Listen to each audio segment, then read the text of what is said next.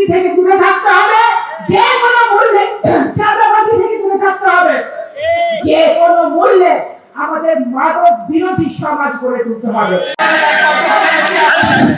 ওই জায়গায় কোনো মাইকের স্লোগান চলবে না, স্লোগান বলতে আজকের এই গণনাগরিক সংবর্ধনায় এই পর্যায়ে বক্তব্য রাখেন সভাপতি বীর মুক্তিযোদ্ধা আব্দুল সালাম লাল। বরণ করে নেবেন জনাব আল্লাহ হোসেন বাবু।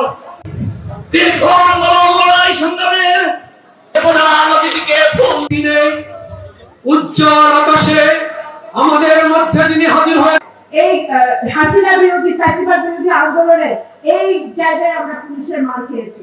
এই জায়গায় আমার সামনে আমার নেতা কর্মীদেরকে জেলে ভরা হয়েছে, মেরে মেরে তাদেরকে পুলিশের গাড়িতে তুলে তাদেরকে থানায় নিয়ে যাওয়া হয়েছে। আমার সামনে আমার নগরকান্দা সরকার মানুষকে অ্যারেস্ট করা হয়েছে। এগুলো তো আমরা দেখেছি।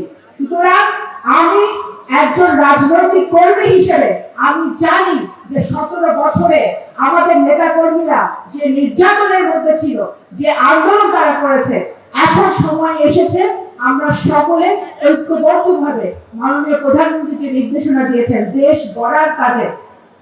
বসুন্ধরা টিস্যু অশুদ্ধতার বিরুদ্ধে এক বিন্দুও ছাড় নয়। আমাদের মনোনিবেশ করতে হবে। আমাদের একটা ভুলের কারণে আমাদের 17 বছরের আন্দোলন, আমাদের 17 বছরের আন্দোলনকে সেই ফসলকে আমাদের বৃথা যেতে দেওয়া যাবে না। আমাদের যে কোনো মূল্যে দুর্নীতি থেকে দূরে থাকতে হবে, যে কোনো মূল্যে চাঁদাবাজি থেকে দূরে থাকতে হবে, যে কোনো মূল্যে আমাদের মাদক বিরোধী সমাজ গড়ে তুলতে হবে, মাদক মুক্ত সমাজ গড়ে তুলতে হবে। সেই জন্য মাদক মুক্ত, দুর্নীতি মুক্ত, সন্ত্রাস মুক্ত, চাঁদাবাজি মুক্ত সমাজ যদি আমরা গড়তে চাই, আমাদের প্রত্যেকটি বাড়ি থেকে, প্রত্যেকটি ঘর থেকে, প্রত্যেকটি গ্রাম থেকে, প্রত্যেকটি ওয়ার্ড ইউনিয়ন থেকে আমাদের সেই আন্দোলনকে সামাজিক আন্দোলন গড়ে তুলতে হবে। সেই জন্য আমাদের ঐক্যবদ্ধভাবে কাজ করতে হবে।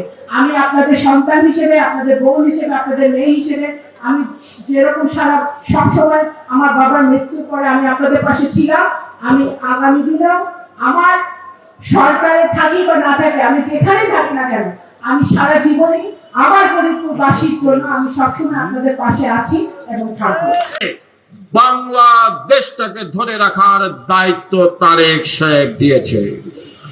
আমরা 9টি ওয়ার্ডের বরাদ্দ দিয়ে ফরিদপুর পৌরসভা চলছে, যে কারণে আজকে ড্রেনের সমস্যা, রাস্তার সমস্যা, ময়লার শামা ওবায়দুল ইসলাম বক্তব্য রাখবেন। জনাব এসএম আব্দুল হাজ অরুণ সাথের তরুণ দল চলবে চলবে চল। এ পর্যায়ে জনাব জাতীয় কবি আজ প্রধান অতিথি হিসেবে উপস্থিত আছেন ফরিদপুরের কৃতি সন্তান, বিরহের কবি, আবার একই সাথে সাম্যের কবি।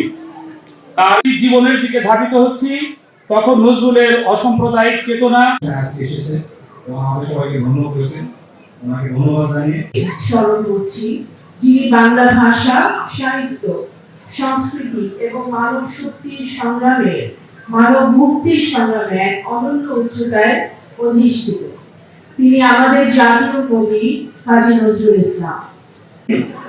সরকারের একটি গুরুত্বপূর্ণ এবং সৃজিতা মজুমদার তারামেলা ঈশান মেমোরিয়াল স্কুল, জারিফা হাসান, ইয়ানা সুফিয়ান, সমাজবিদ ভান্তিকা,